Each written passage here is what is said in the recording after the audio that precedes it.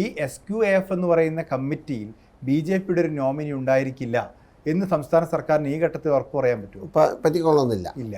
അപ്പോൾ എന്ന് പറഞ്ഞാൽ നമ്മുടെ ഫണ്ട് ഉപയോഗിച്ച് നമ്മൾ വികസിപ്പിച്ചെടുത്തൊരു സ്കൂൾ സെൻട്രൽ ഗവൺമെൻറ് ബ്രാൻഡിലേക്ക് പോവുകയും അതിൻ്റെ മോണിറ്ററിങ്ങും അതിൻ്റെ കൺട്രോളും BJPയുടെ നിയന്ത്രണത്തിലേക്ക് വരുന്നു എന്നുള്ളതാണ്. BJPയുടെ എന്നല്ല നിങ്ങൾ പറഞ്ഞത്, കേന്ദ്ര സർക്കാരിൻ്റെ നിയന്ത്രണത്തിലേക്കോ അല്ലെങ്കിൽ കേന്ദ്ര സർക്കാർ മോണിറ്ററിങ്ങിലേക്കോ വരാനുള്ള സാധ്യതകളൊക്കെ ഉണ്ട്. ആ സാധ്യതയെ റെസിസ്റ്റ് ചെയ്യാനുള്ള സാധ്യതയുണ്ട്. അതിനുള്ള കാരണം അതാ ഞാൻ പറഞ്ഞത്. എന്താണ്, ഇന്ത്യൻ ഭരണഘടനയ്ക്ക് മുകളിലല്ല PM ശ്രീയും ഈ പറയുന്ന പിന്നീട് ഉണ്ടാക്കപ്പെട്ട നിയമം കോടതി പോകാനാണ് അല്ല. ഇന്ത്യൻ ഭരണഘടനയിൽ കൺകറന്റ് ലിസ്റ്റിൽ നിൽക്കുന്ന ഒന്നിൻ്റെ പേരിൽ സംസ്ഥാനത്തുള്ള അധികാരത്തിൻ്റെ മുകളിൽ കടന്നു കയറാൻ ഒരു സെൻട്രൽ ഗവൺമെന്റ് സാധിക്കില്ല. റെസിസ്റ്റൻസ് കേന്ദ്രാവിഷ്കൃത പദ്ധതിയാണല്ലോ. നമുക്ക് മുന്നിൽ ഒരുപാട് മാതൃകകളുണ്ട്. നമ്മുടെ പ്രാഥമിക ആരോഗ്യ കേന്ദ്രങ്ങളെ ഫണ്ട് ആയുഷ്മാൻ മന്ദിർ എന്ന് പേരിടേണ്ടി വന്നു. അപ്പോൾ അതിന്റെ മേലെ നമ്മൾ വേറെ പേര് വെച്ചു. ഭരണഘടന വെച്ചുകൊണ്ട് അല്ല, ആ ബ്രാൻഡ് ചെയ്യാൻ ശ്രമിച്ച ആ പേരിന് അതിനേക്കാൾ വലിയ ബോർഡ് വെച്ചുകൊണ്ടാണ് നമ്മൾ നേരിട്ടത്. പ്രധാനമന്ത്രിയുടെ ഫോട്ടോ വെക്കുന്നതിന്റെ മേലെ അതിനേക്കാൾ വലിയ ഫോട്ടോ വെച്ച പ്രധാന ഫോട്ടോ അപ്രസക്താവും. അതൊന്നും അല്ല. ബ്രാൻഡിങ് എന്ന് പറയുന്നത് ആ ന്യായമല്ല. നമ്മൾ ഈ സ്കൂൾ വിദ്യാഭ്യാസത്തിൽ നമ്മൾ ഭയപ്പെടേണ്ട കാര്യം ഒരുപക്ഷെ ഈ ബ്രാൻഡിങ്ങിനേക്കാൾ നമ്മൾ അതിന്റെ സിലബസിലോ കരിക്കുലത്തിലോ ഇടപെടലിനെ കുറിച്ചാണ് നമ്മൾ. SQAF എന്ന് പറയുന്ന ഈ ഒരു മോണിറ്ററിംഗ് കമ്മിറ്റി അപകടകരമാണെന്ന് മാഷിന് ബോധ്യമുണ്ട്. അതെ, അതിനെ മറികടക്കാൻ നമുക്ക് അല്ല, ഇവിടെ ഇപ്പൊ തന്നെ നമ്മുടെ യൂണിവേഴ്സിറ്റികളിൽ സിൻഡിക്കേറ്റ് മെമ്പർമാരെയൊക്കെ BJP നോമിനികൾ വന്നു കഴിഞ്ഞു. അതെ, അതാ ഞാൻ പറഞ്ഞത്. ഇപ്പോൾ നമ്മൾ ഇന്ത്യൻ യൂണിയനിലുള്ള സംസ്ഥാനമാണെന്നുള്ള ആദ്യം അംഗീകരിക്കണം. നമ്മൾ സ്വതന്ത്ര രാഷ്ട്രമൊന്നുമല്ല. ഇന്ത്യൻ യൂണിയനിൽ പ്രവർത്തിക്കുന്ന കാലത്തോളം ഇന്ത്യ ഭരിക്കുന്ന സർക്കാരിൻ്റെ അധികാര പരിധിക്കുള്ളിൽ തന്നെയാണ് ഏത് സംസ്ഥാനവും. അതിനെ എങ്ങനെയൊക്കെ അതുകൊണ്ടാണ് കൺകറൻറ്റിൻ്റെ നമുക്കൊരു പ്രാധാന്യം. ഇപ്പോൾ ഇന്ത്യയുടെ വിദേശകാര്യ നയം സ്വീകരിക്കുന്നതിന് കേരളത്തിൽ എന്താ ചെയ്യാൻ പറ്റുമോ? കേരളത്തിന് മുഖ്യമന്ത്രി അടക്കം യാത്രയെ തടഞ്ഞിട്ടില്ല. നമുക്കത് ചെയ്യാൻ പറ്റില്ല.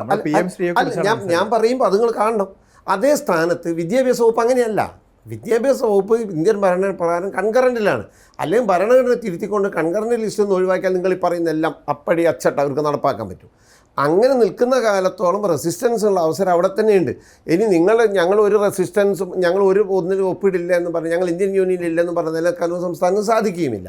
അതുകൊണ്ടാണ് ഞാൻ പറഞ്ഞത്, അതിൻ്റെ യഥാർത്ഥത്തിൽ അത്തരത്തിൽ ചില പൊളിറ്റിക്കലുള്ള വളരെ മൈന്യൂട്ട് കാര്യങ്ങളിൽ സർക്കാരിൻ്റെ ഔദ്യോഗിക വിശദീകരണങ്ങൾ ഇനി വരെ. രണ്ടാമത്തെ ഒരു പോയിന്റ് മാഷു അംഗീകരിക്കുന്നതായിരിക്കുമല്ലോ, ഇതിൽ പെഡഗോഗി സിലബസ് കരിക്കുലം അതിൽ മാറ്റം വരുത്താൻ, അതായത് PM ശ്രീ പദ്ധതിയിൽ വരുന്ന സ്കൂളുകളുടെ പെഡഗോഗിയിലും സിലബസിലും കരിക്കുലത്തിലുമൊക്കെ ഇടപെടാനുള്ള ഒരു പ്രധാനപ്പെട്ട പോയിന്റ് ഈ 6 പില്ലറുകളിൽ ഒന്നുണ്ട്.